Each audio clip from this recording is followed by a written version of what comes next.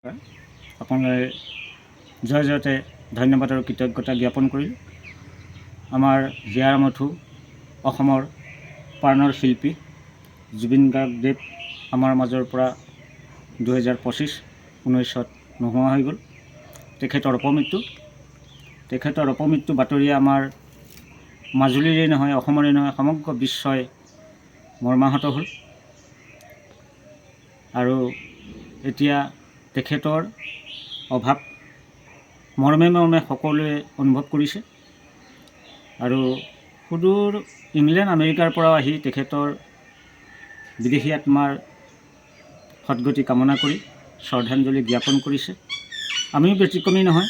আমি যদিও গুৱাহাটী সৰুখিনিতে, তথাপিতো আমি তালৈ যাব পৰা নাই। তেখেতৰ প্ৰতি গভীৰ শ্ৰদ্ধা আৰু আমাৰ মৰম আছে।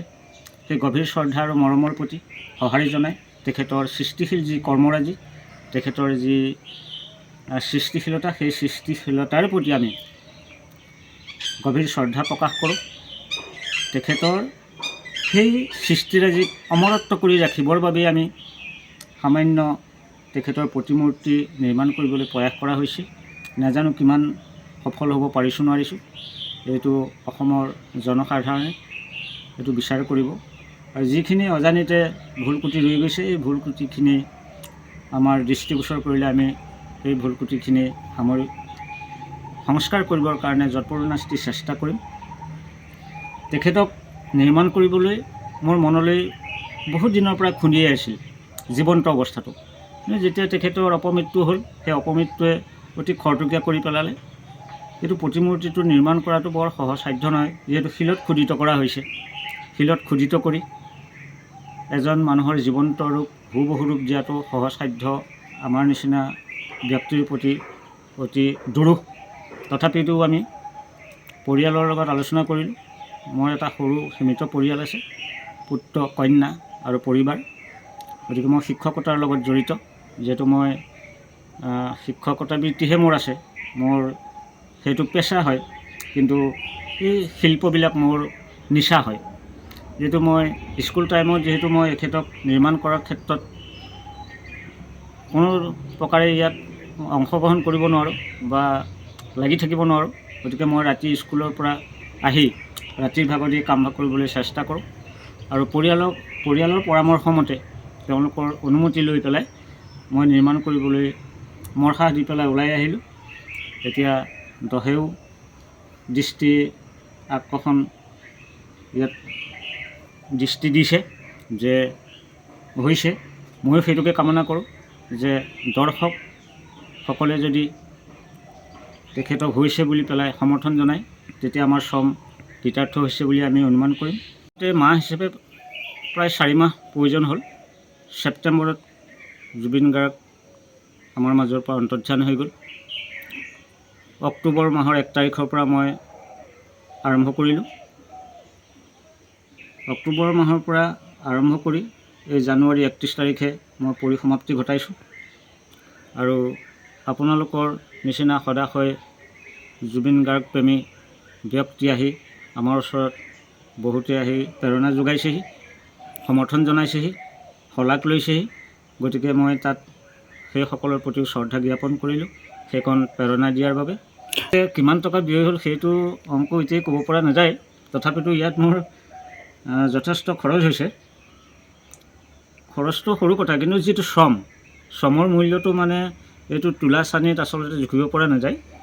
তথাপিতো বুজাবুজিৰ মাজেৰে সেইটো কিবা এটা কৰা হ'ব। কিন্তু ইয়াত ব্যৱহাৰ হৈছে শিল, বালি, ৰড, চিমেণ্ট, জালনা, জিয়া তাৰকে আদি কৰি তেনেকুৱা ধৰণৰ সামগ্ৰী ইয়াত তৈয়াৰ হৈছে। আৰু সেই আঙুঠিবিলাক নিৰ্মাণ কৰিবৰ কাৰণেও সেই আঙুঠিবিলাকতো বিশেষ কিছুমান গুণাতাৰ ব্যৱহাৰ কৰা হৈছে। আঙুলিবিলাক নিৰ্মাণ কৰিবলৈ যাওঁতে তাত বিশেষ গুণাতাৰ কৰা হৈছে। যিহেতু তাত যদি কেৱল ৰড আৰু চিমেণ্ট আৰু বালিহে দিয়া হয়, তেতিয়াহ'লে খহি যোৱাৰ সম্ভাৱনা আছে। গতিকে সেইবিলাক টাইট কৰিবৰ কাৰণে ইয়াত বিশেষ সামগ্ৰী ব্যৱহাৰ কৰা হৈছে ইয়াত।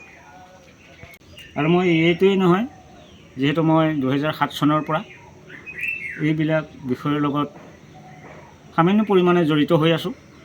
যিহেতু আমাৰ মাজুলীত যিমানবিলাক ভাগৱত অনুষ্ঠান 7 দিনে 7 ৰাতিকৈ ভাগৱত অনুষ্ঠান হয়, সেই ভাগৱত অনুষ্ঠানবিলাকতো আমাক নিমন্ত্ৰণ জনাই পাৰ্যমানে যাবলৈ চেষ্টা কৰোঁ। আৰু সেই ভাগৱত অনুষ্ঠানত 7 দিন 7 ৰাতি ভাগৱত অনুষ্ঠানত আমি